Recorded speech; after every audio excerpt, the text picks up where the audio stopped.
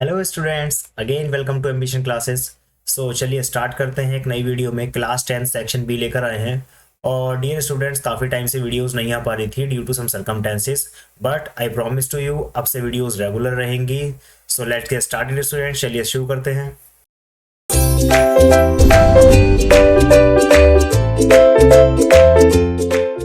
So this is the question number 21, section B. Two concentric circles are of the radii 4 centimeter and 3 centimeter. Find the length of the chord of the larger circle which touches the smaller circle. Question का explanation कुछ इस तरीके से है। दो concentric circle आपको दे रखे हैं। कंसेंट्रिक सर्किल कौन से सर्किल होते हैं? ऐसे सर्कल जिनका सेंटर सेम होता है बट रेडियस डिफरेंट होती है। आप डायग्राम में देख सकते हैं, पहला सर्कल और दूसरा सर्कल दोनों का सेंटर सेम है, which is the centre O, but the radius are different. उनकी दोनों की रेडियस क्या है? डिफरेंट है। अच्छा, find the length of the कोड of the larger circle which touches the smaller circle. जो कोड AC है, इस कोड की लेंथ बतानी है जो कि छोटे सर्कल को टच कर रही है। और आप देख भी सकते हैं पॉइंट B पे छोटे सर्कल को वो टच कर रही है। सबसे पहले एक बात ये आ जाती है कि जो एंगल B है वो 90 डिग्री क्यों होगा? Because we know very well जो रेडियस होती है वो टेंजेंट पे परपेंडिकुलर होती है। सो दैट्स वाई OB क्या है? OB is the radius of the smaller circle and AC is what? AC is the tangent for the smaller circle. So that's why it is the angle B is equals to 90 degree.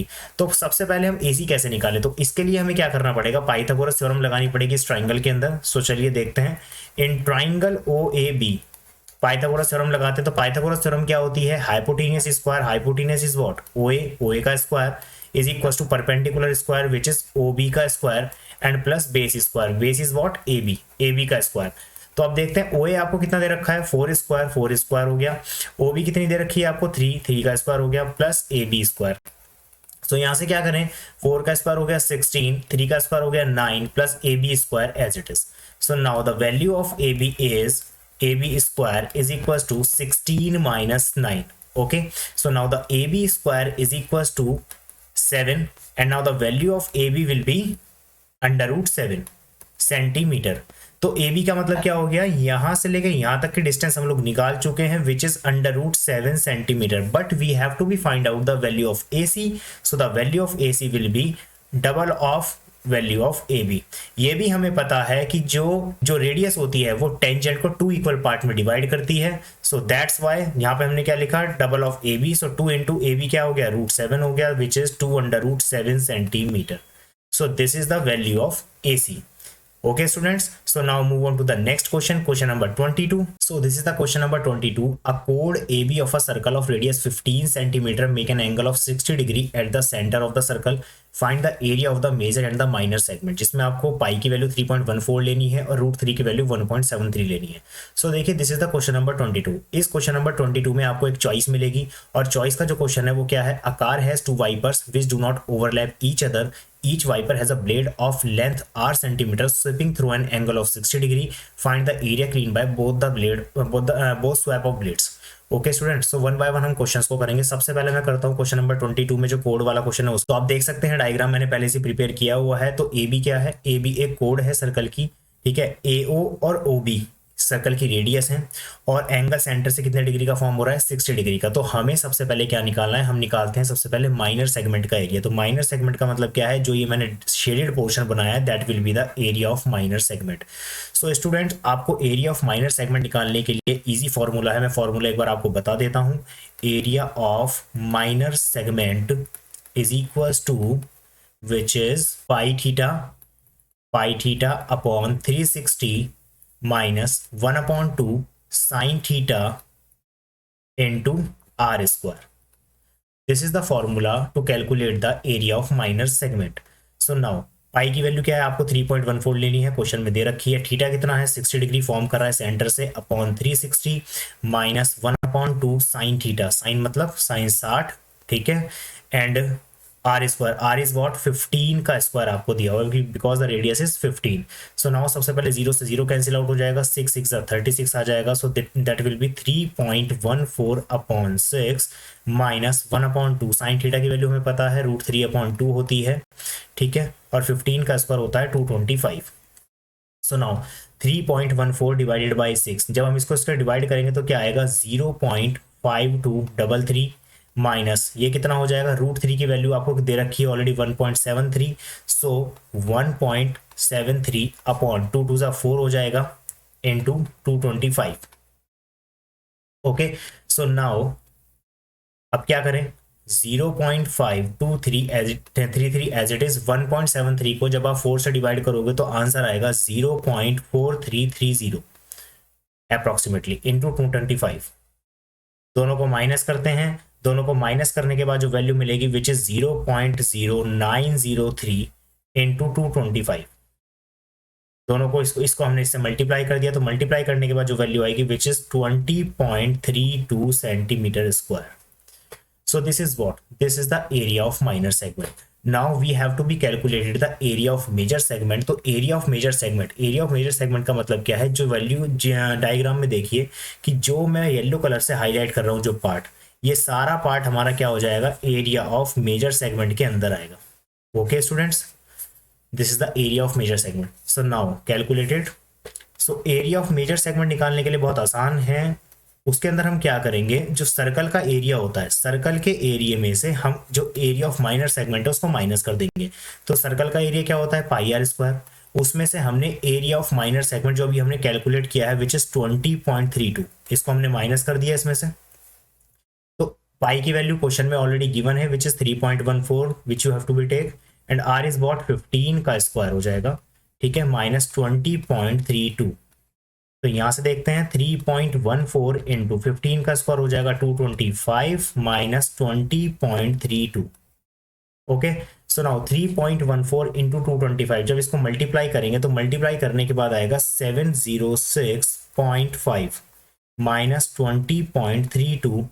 और जब आप इसको minus करेंगे तो minus करने के बाद जो वैल्यू आएगी which is 686.18 centimetre square. So this is the area of major segment. Okay students, so अगर इस क्वेश्चन में किसी को भी कोई डाउट आता है तो बेटा आप लोग कमेंट कीजिए. ठीक है, otherwise you can join my Telegram channel, वहां पर भी आप मुझको क्वेरी भेज सकते हैं. So now move on to the this question जो हमारा चॉइस में है. इस क्वेश्चन की बात करेंगे अब. A car has 2 wipers which do not overlap each other. आपने कार के वाइपर सभी ने देखे हैं कि जब हम जो कार के वाइपर होते हैं जो पानी को स्वैप करते हैं तो वो एक दूसरे को ओवरलैप नहीं करते हैं. Each wiper has a blade of length R centimetre.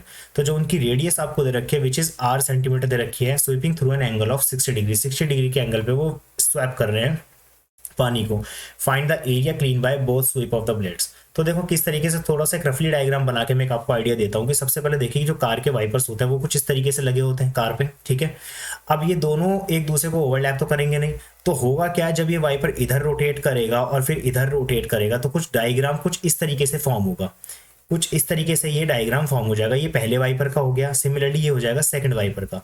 तो हम क्या करेंगे इस केस में, जब आप देख सकते हैं कि जब ये वाइपर इस तरीके से रोटेट करेंगे तो एक कहीं ना कहीं एक सेक्टर क्रिएट होगा. ठीक है, और वो जो सेक्टर क्रिएट हो रहा है which is of the angle of 60 degree, वो 60 डिग्री के एंगल पे क्रिएट हो रहा है. ठीक है, और जो उसकी रेडियस उसने दी है that will be the R centimetre.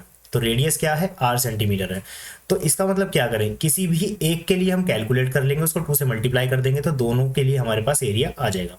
सो ये मैं डाल देता हूँ यहाँ पे, और वाला क्वेश्चन है ये. ठीक है, so simply we can say length of the blade जिसको हम रेडियस कहेंगे, जिसको हम सेक्टर के लिए रेडियस भी बोल सकते हैं, which is R centimetre is given to you. And the angle कितना दिया हुआ है आपको, एंगल दिया हुआ है 60 डिग्री. तो कहीं ना कहीं आप देख रहे हैं कि जो ये पोर्शन बन रहा है ये एक सेक्टर बन रहा है. And the area of sector क्या होता है, which is equal to pi R square theta upon 360. ये फॉर्मूला है एरिया ऑफ सेक्टर का. तो पाई की वैल्यू एज इट इज रहने देते हैं. आर रेडियस हमारे पास आर ही है, आर स्क्वायर. थीटा कितना आपको दिया है 60 अपॉन 360. सो नाउ 0 से 0 कैंसिल आउट हो जाएगा, 6 6 36. सो पाई आर स्क्वायर अपॉन 6. तो ये तो आगे हमारा कितना, एक वाइपर के जो एक ब्लेड है उसकी हेल्प से जो एरिया स्वैप आउट हुआ वो हो गया ये. तो because there are 2 wipers, so the area swept is equals to double of pi r square upon 6. So now 2 3 just 6. That will be pi r square upon 3. Pi r square upon 3 centimetre square. This is the area जो कि दोनों blade swap करेंगे. Okay students, so now move on to the next question. Question number 23. So now this is the question number 23। Question number 23 क्या कह रहा है, trigonometry का एक क्वेश्चन है। अगेन इस क्वेश्चन में भी आपको एक चॉइस देखने के लिए मिल जाएगी। Prove that sec raise to the power 4 theta minus sec square theta is equal to tan square theta plus tan की पावर 4 थीटा। सबसे पहले हम इस क्वेश्चन का सॉल्यूशन देखेंगे, देन उसके बाद हम देखेंगे जो आपके पास चॉइस में क्वेश्चन है। ठीक है, तो सबसे पहले देखते हैं, आपको क्वेश्चन दिया हुआ है sec की power 4 theta minus sec square theta. तो देखिए बेटा, जो ट्रिग्नोमेट्री का क्वेश्चन है आप देख सकते हैं, क्योंकि सेक्शन बी का क्वेश्चन है तो मेक श्योर क्योंकि 2 नंबर का क्वेश्चन है तो ज्यादा इसमें एफर्ट लगाने की जरूरत नहीं। कोशिश करें कि जितनी भी आइडेंटिटीज हैं उसी की हेल्प से आप उसको सॉल्व कर पाए। ठीक है, नहीं तो अदरवाइज ट्रिग्नोमेट्री के क्वेश्चन बहुत लेंथी हो जाते हैं जिसमें आपका ज्यादा से ज्यादा टाइम कंज्यूम हो जाएगा। तो इसमें सबसे पहले हम क्या करें, सबसे पहले मैं यहाँ से दोनों से दिखाई दे रहा है कि sec स्क्वायर थीटा को मैं कॉमन ले सकता हूँ, जहां से यहाँ बचेगा sec स्क्वायर थीटा माइनस 1।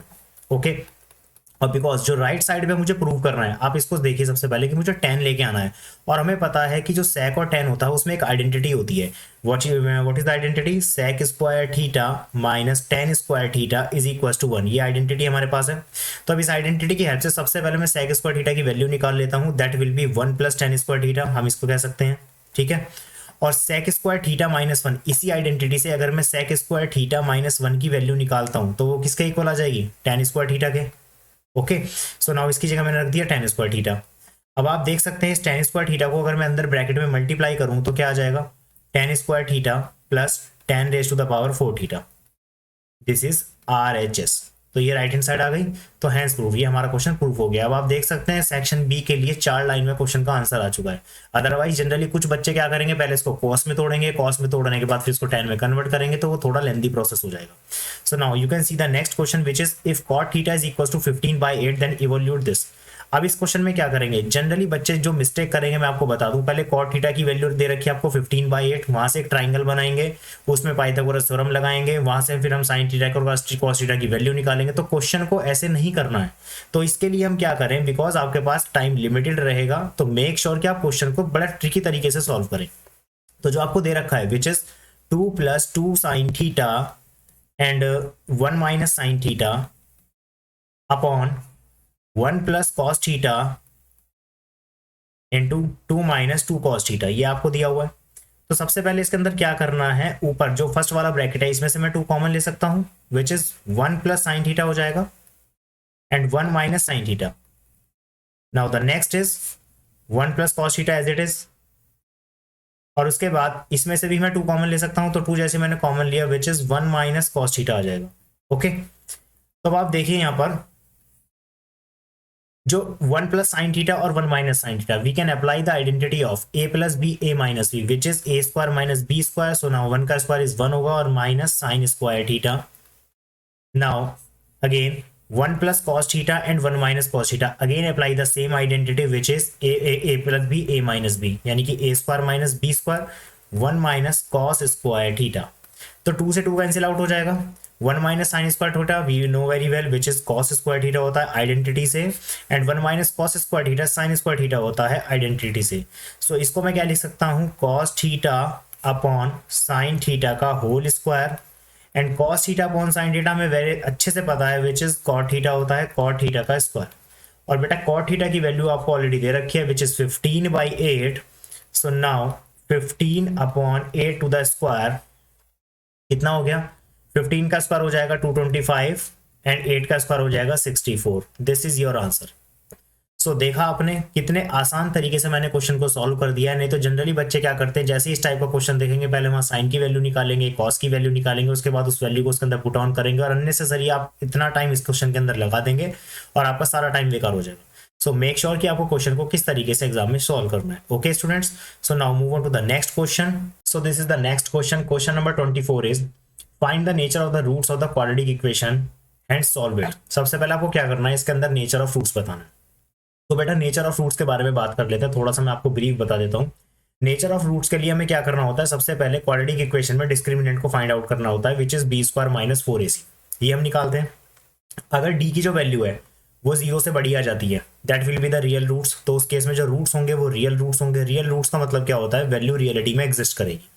और अगर डी की वैल्यू 0 के इक्वल आ जाए, that will be the equal roots. तो उस केस में जो रूट्स होते हैं वो कैसे होते हैं, इक्वल रूट्स होंगे। और अगर डी की वैल्यू 0 से छोटी, यानी कि अगर निगेटिव आ जाती है, तो ऐसे रूट्स क्या कहलाएंगे, इमेजिनरी रूट।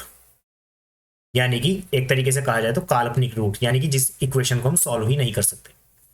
तो सबसे पहले हमें नेचर ऑफ रूट्स बताने हैं और उसके बाद इक्वेशन को सॉल्व करना है। तो इक्वेशन हमें दी हुई है 2/x² minus 5/x plus 2 is equal to 0।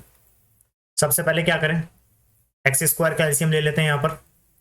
तो क्या आ जाएगा, 2 minus 5x plus 2x² is equal to 0। तो इस इक्वेशन को मैं क्या लिख सकता हूँ, 2x² minus 5x plus 2 is equal to 0। अब यहाँ पे जो इक्वेशन आपके सामने बन गई है that will be the standard form of the quadratic equation. Now we have to compare this equation by ax² plus bx plus c is equal to 0। इससे हमने कंपेयर किया। द वैल्यू ऑफ a, जो a की वैल्यू है वो क्या हो जाएगी 2, b की वैल्यू हो जाएगी -5 और c की वैल्यू क्या हो जाएगी 2। तो सबसे पहले ध्यान रहे एग्जाम में अगर कोई क्वेश्चन नेचर ऑफ फ्रूट्स का हो तो हमें ऐसे ही करना है, लेकिन अगर कहीं फैक्टराइज करने के लिए आ जाए तो आप सबसे पहले डिस्क्रिमिनेंट निकाल के चेक कर लो, अननेसेसरी टाइम वेस्ट नहीं होगा। अब निकालते हैं d which is b² minus 4ac। तो b की वैल्यू क्या है हमारे पास, -5 का square minus 4 into a is 2 and c is what 2। तो यहां से देख सकते हैं आप लोग, -5 का स्क्वायर हो गया 25 minus 4 two 8, 8 two 16। Now 25 minus 16 which is 9, और 9 क्या है, जो कि 0 से बड़ा है। तो इसका मतलब क्या है, जो रूट्स हैं वो एग्जिस्ट करेंगे, रियल रूट्स होंगे। तो कैसा लिख देंगे, नेचर ऑफ रूट्स, एक हेडिंग सी डाल देंगे यहाँ पे, nature of roots is equal to real, और इसको इस तरीके से एग्जाम में बॉक्स में बंद कर दीजिए। नाउ अब इसको सॉल्व करते हैं इक्वेशन को। तो इक्वेशन को सॉल्व करने के लिए इसको मिडिल टर्म स्प्लिट से या आप क्वाड्रेटिक फॉर्मूले से, किसी भी फॉर्मूले से इसको सॉल्व कर सकते हैं। So the equation is 2x² minus 5x plus 2 is equal to 0। तो मिडिल टर्म स्प्लिट लगाते हैं सबसे पहले इसमें, 2x² माइनस 2 टू 4, मल्टीप्लाई करके 4 आना चाहिए और ऐड करके 5 आना चाहिए। तो इसका मतलब क्या हो गया, 4 प्लस 1, 4 1 4 एंड प्लस करके 5 भी आ रहा है, x plus 2 is equal to 0। तो 2x² minus 4x minus x plus 2 is equal to 0। यहां से दोनों से मैं क्या कर सकता हूँ, 2x को कॉमन ले सकता हूँ विच इज x माइनस 2 बचेगा, और माइनस यहां से मैंने 1 कॉमन लिया विच इज x माइनस 2।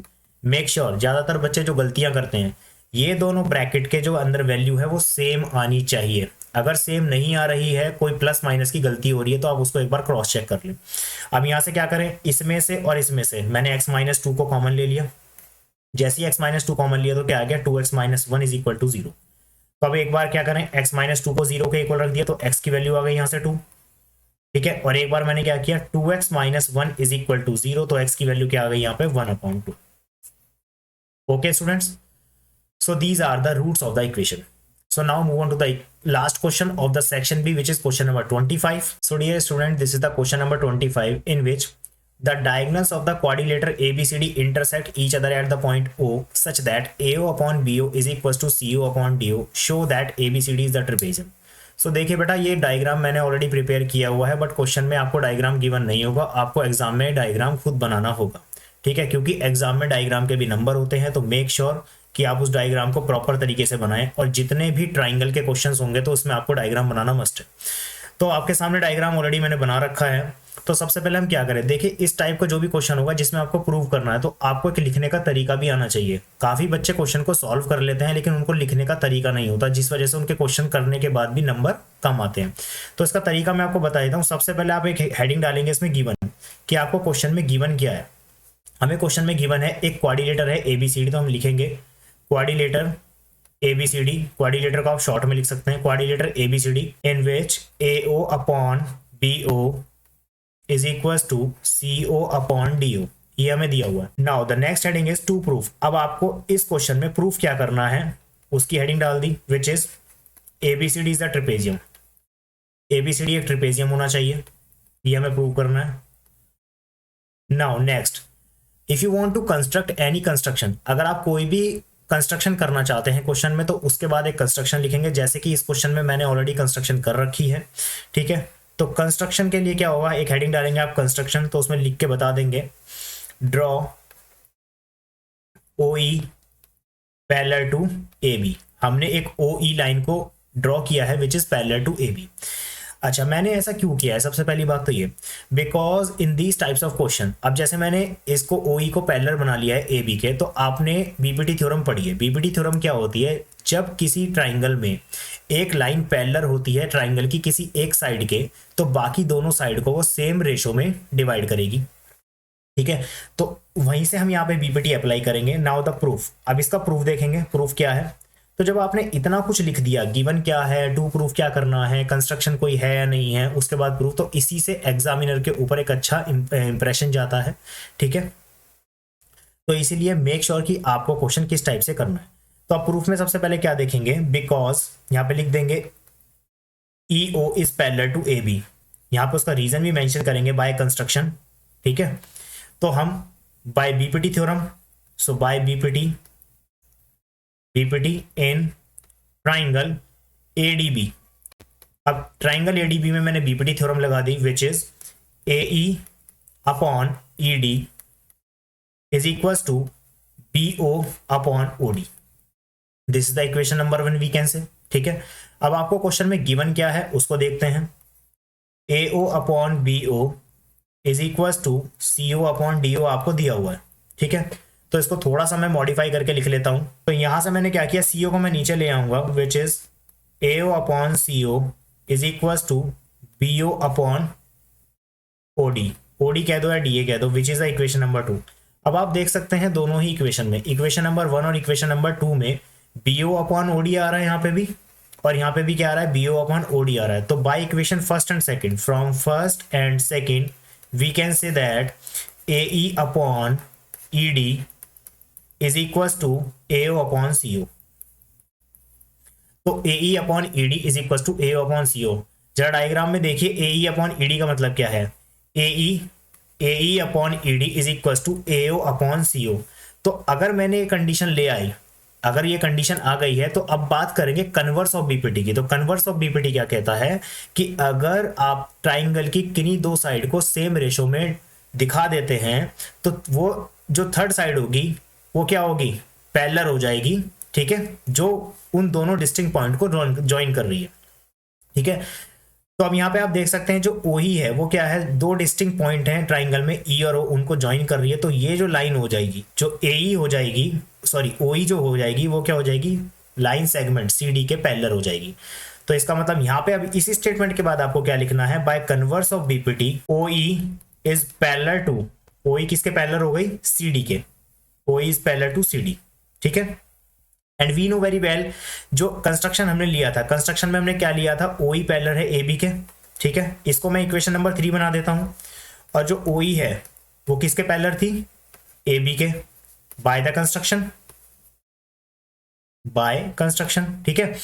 तो अब यहां से आप देख सकते हैं इक्वेशन नंबर 3 जिसमें ओ ई पैरेलल है ए सी डी के, और आप देख सकते हैं कंस्ट्रक्शन से ओ ई पैरेलल है ए बी के। तो बाय दिस वी कैन से जो ए बी हो जाएगी वो किसके पैरेलल हो जाएगी, सी डी के पैरेलल हो जाएगी। और जैसे ही अपोजिट साइड्स पैरेलल हो गई, तो हम इस क्वाड्रिलेटर को क्या कह सकते हैं, A B C D is trapezium. Okay students, so by this you can do the question. तो बेटा लिखने का तरीका भी बहुत मैटर करता है, आप एग्जाम में क्वेश्चन को किस तरीके से लिख रहे हैं। तो मेक श्योर जो भी ट्राइंगल से प्रूफ का क्वेश्चन है तो वो उसको आपको इस तरीके से सॉल्व करना है। सो बेटा if you like my video please subscribe my channel और सपोर्ट माई चैनल। और बेटा अगर किसी को कोई भी डाउट आता है तो आप मेरे टेलीग्राम चैनल को ज्वाइन कर लीजिए, वहाँ पे आप अपनी क्वेरी भेज सकते हैं। किसी बच्चे को कोई भी डाउट होता है तो हम वो भी सॉल्व करा देंगे, ठीक है बेटा। तो बने रहिए मेरे साथ, मिलते हैं नेक्स्ट वीडियो में। नेक्स्ट वीडियो में भी हम इसी तरीके से सेक्शन बी के क्वेश्चंस को डिस्कस करेंगे, ठीक है students. Bye bye everyone, have a nice day.